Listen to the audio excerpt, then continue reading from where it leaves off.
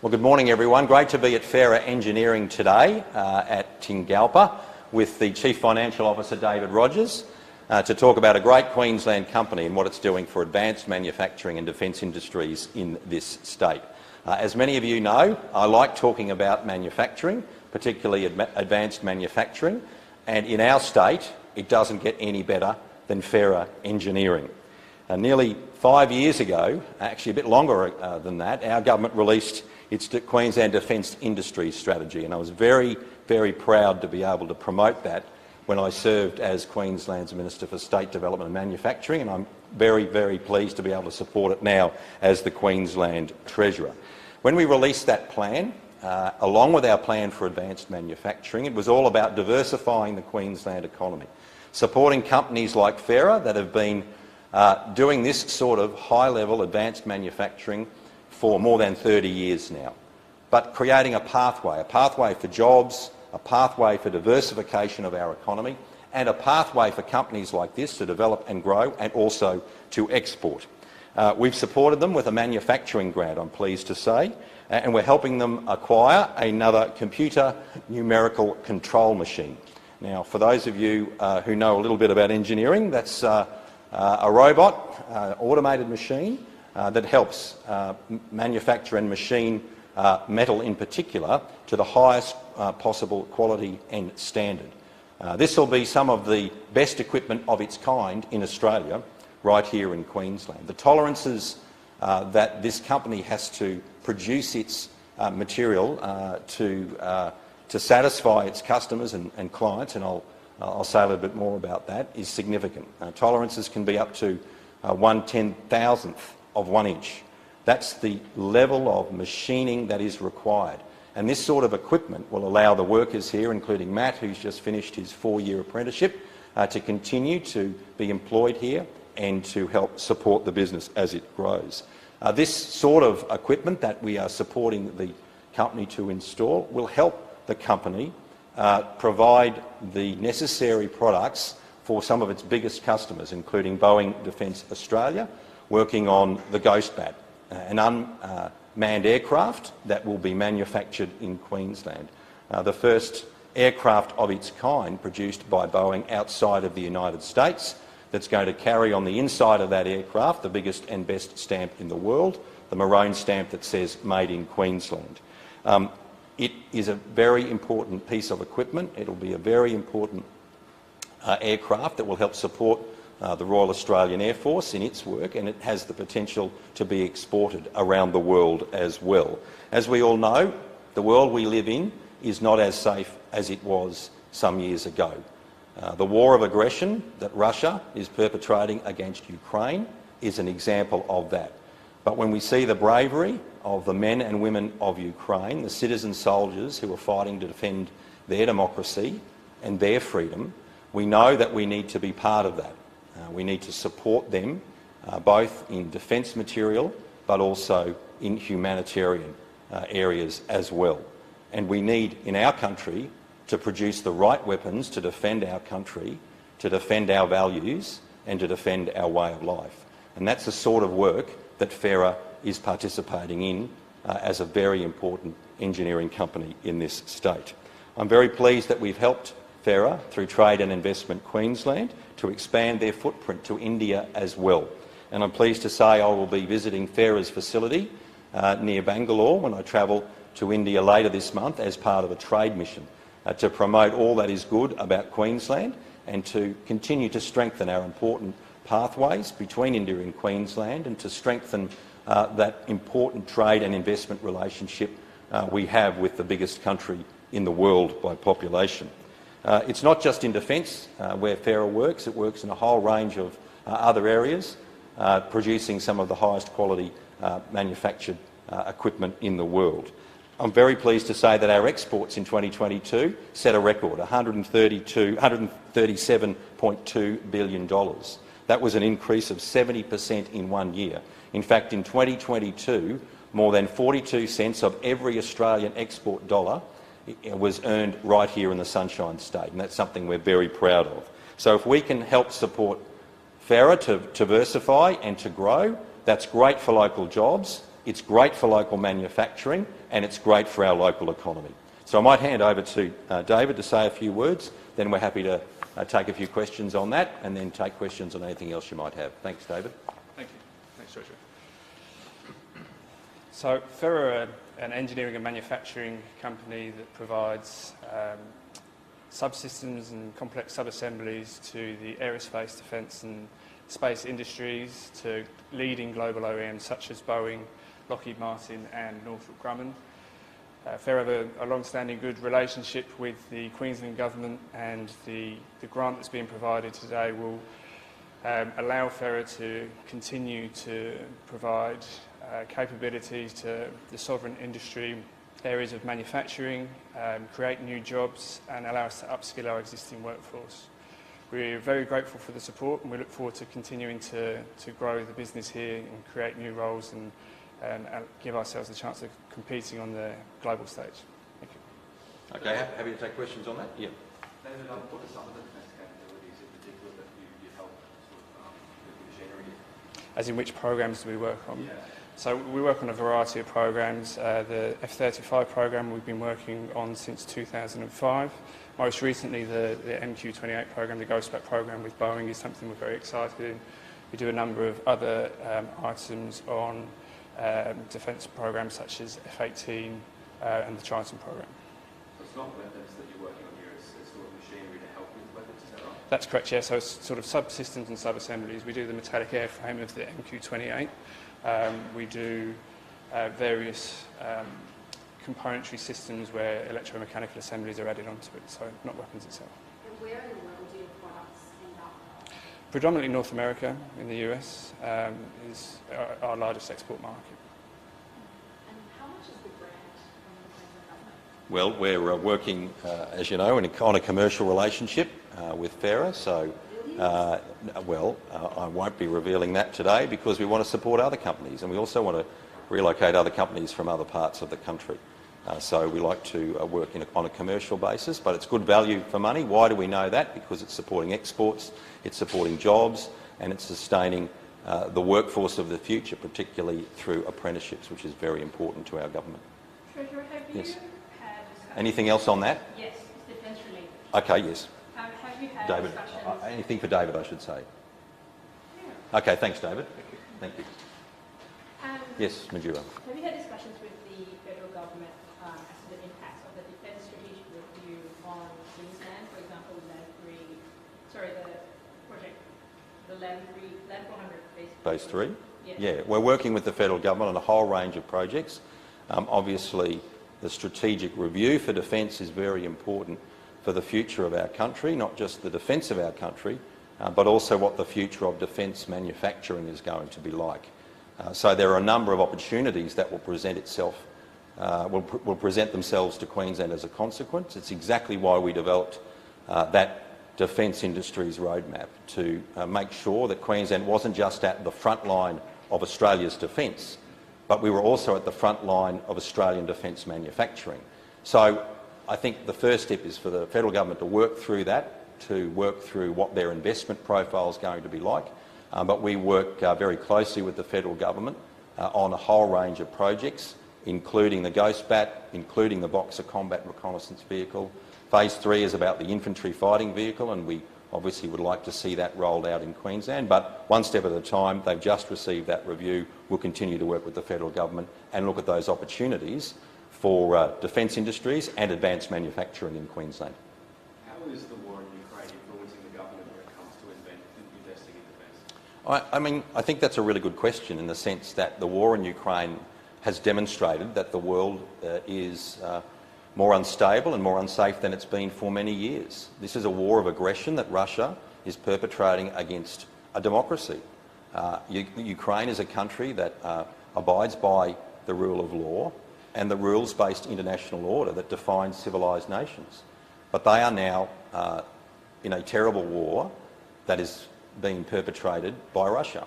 And so I think that gives us all pause to reflect on what we need to do to protect our values, to protect the things we believe in, including our democracy, the way of life that's so valuable and important to Queensland and Australians, and how we need to defend that. That's just the brutal reality of the world that we live in now. So for us, it's about jobs, it's about advanced manufacturing, but it's also about supporting the Australian effort in theatres around the world. And we know that Australia has made a greater commitment to Ukraine than any other country in the world outside of the NATO alliance. And I think that says a lot about Australia wanting to stand up for someone that has been, that, as I say, has been the victim of a war of aggression. So for us, it's about our economy, about jobs, and about diversifying industry, but it's also about supporting the national effort as well. On youth justice, youth advocates say if your government's justice legislation disproportionately affect First Nations children. Is the government comfortable with that? Well, we want to attack both the causes of crime and crime itself. That's a very important thing for Labor governments, to address both of those issues, not just crime itself, but the causes of crime. And that's why the $300 million investment we've announced, additional investment, is focused not just on holding individuals to account, making sure they're responsible for their actions, but also addressing the reasons for crime in the first place. So there is a very significant investment in a range of social and other support mechanisms through our various departments in government to support families and individuals. We want to stop this upstream. We want to stop young people getting involved in criminal or antisocial behaviour in the first place. And that's why a significant proportion of that money is involved in protecting young people, supporting them and ensuring they don't engage in criminal or antisocial behaviour. And that includes First Nations young people. That's a very important thing for our government, something we've committed ourselves to and something we will continue to support. As a former Attorney General, are you aware of any evidence that supports breach of bail for children as an effective measure? Well, what we know is that Queenslanders want action on crime. That's the truth. They want us to take action. And if you see what's happened over the last few weeks and months, you know that something has to happen in our community to address that. And Queenslanders have called on our government to act, and we are acting. That's why we've introduced this legislation into the Parliament. It's currently before a committee, and the committee will report before the next sitting of Parliament. It's why we've made this significant investment, another more than $300 million just recently. The reason we can do that is because we've got a strong economy, but we want to attack both crime and its causes, and that's very important for our government. But on breach of bail, was Cabinet driven by public opinion or actual evidence? We want to do the right thing by Queenslanders. We've got to keep Queenslanders safe and protected, and that's very important. People who are on bail need to comply with their conditions of bail. They give an undertaking to the court to ensure they will conduct themselves in a way that keeps the community safe. And when that's breached, there should be consequences for that. That's why we've made this decision. Advocates say, though, that bail conditions can be more onerous for a child, particularly if there's curfew, there might be housing instability. They're not just adults, they say. What is the evidence? Well, courts take all of those matters into account when they're dealing with a young person. They take into account their home life, the support measures they've got, what other mechanisms exist around their day-to-day life. And so courts craft bail decisions as a consequence of the particular case and the particular individual that comes before them. So I'm confident in the courts appropriately determining what is a necessary and appropriate bail order. But when those orders are made, we expect the community to comply with them, whether it be a young person or an adult. And that's very important to keep the community safe. Did you know prior to the Cabinet meeting last week that the government was pursuing a change of mind on breach of bail? Nice try, Majura, but I don't discuss what happens in Cabinet, nor do I discuss matters relevant to Cabinet considerations. Will we find out in the state budget how much the 2 new detention centres will cost? We will announce all of our budget commitments at an appropriate time in the future. That will include our capital investment across a whole range of areas, including youth justice, including investing in manufacturing, and of course all of our capital programs across transport, main roads, water, schools, hospitals, and everything that's important for Queenslanders. Does the Health Minister still have your support despite still some pretty concerning ambulance driving figures in Queensland? Yvette Darth is doing a very, very good job in Queensland. She's doing a a very significant job, very well indeed, and she has my complete support, as do all of my colleagues. The AMA says there's been underfunding for decades from both the state and federal governments. Will you be increasing the health budget this year? That's an extraordinary comment for the AMA to make. In the budget last year, we announced the single biggest investment in health in Queensland history, more than $23 billion. Not only the largest budget in Queensland history, the largest uplift in Queensland history, the largest investment in capital, building hospitals, that is, in Queensland's history, and the largest investment in mental health in Queensland history. I accept the AMA's complaint that there has been gross and significant underfunding in primary health care in this country. We had a decade of neglect under successive coalition governments federally, and that's created part of the problem we have with the public health system in Queensland. When primary health care is not functioning well and people can't be treated by a GP or can't be treated by a bulk billing GP, then those problems flow into the public health system in Queensland. So if we can address those problems in primary health care, and thankfully the federal government, the federal Labor government, is now taking action to do that, including through their new primary health urgent care clinics in the community, that will help alleviate the pressure. The number one thing we should do for people is help them get treated in the community. That's the best place for them to be cared for. So are you and on then track for another record health budget this year? let's work that through. But our budgets of health each year of our government have always increased, and we'll have a very significant health budget this time in 2023-24 as well, when I hand that down in June. So the AMA can be confident that no government has ever invested more in health than we have. And there's a very clear distinction here. And the other point I wanted to make today is there are pressures in the health system across Australia and around the world. The provinces of Canada, across the United Kingdom, across the United States, across Europe. Australia's no different and Queensland is no different. But when you have a challenge in healthcare, how do you respond? You respond with a plan and you respond with investment. And so our health and hospitals plan is one of the most comprehensive plans of its kind in Queensland and Australian history, supported by significant investment. What would have happened under the LNP, of course, would have been a catastrophe. There would have been 4,450 fewer health workers in this state if they had been elected in October 2020. They were their costings signed off by the Leader of the Opposition and the front bench. The other problem, of course, Queensland would have had, they would have had a health minister who aligned herself with an organisation that consistently expressed anti-vaccination views. History is going to look back on this time and they're going to say, what was the LNP thinking, putting up someone who not only are they unfit to be health minister in Queensland, they're unfit to be a shadow health minister. Someone who aligned themselves with an organisation and is proud to do so, that expressed consistently across the state anti-vax views. The thing that saved our economy, the thing that saved people in this state was vaccination. And the Shadow Health Minister, Ros Bates, is entirely unfit to hold that job. She aligns herself with an organisation that consistently expressed anti-vaccination views when this state was under threat from its greatest health crisis in a century. That's not leadership from David Crisafulli. That is politics. That's all it is. And all he's got for Queensland is whinging and whining and complaint and criticism. Where's his plan? We have a comprehensive plan, we're investing in it and we're going to deliver for Queenslanders.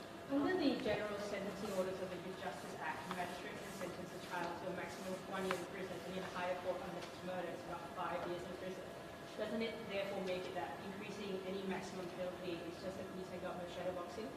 Look, I'm not aware of those details. It's a while since I've had a look at the particular sentencing principles you talk to Mandura, but I'm happy to have the appropriate minister respond to you. Anything else? There have been calls for the government to increase funding for opioid substitution treatment in the upcoming budget. Will you consider that? Well, we consider all of the submissions that are made by stakeholders. We have a process for stakeholders being able to make those submissions in the lead up to the budget, and we'll give them due consideration as a government, and of course we'll let line ministers consider those as they bring them forward to myself as the Treasurer and the Premier and the other Cabinet Budget Review Committee ministers. But we'll consider all of those and in the lead up to the budget in June. Just all one right. question again, sorry, back to Mandura's question about the 2 new youth detention centres. Are you still working on the numbers though in terms of funding? Are there's a whole range of matters that need to be considered when you come to a significant investment like that, and so those matters will be worked through principally through the Department of Children and Youth Justice, and then that will come forward to central government for consideration about what the investment profile will be for that, as happens with major investment in infrastructure. All right, thanks everyone. Thanks for coming along today.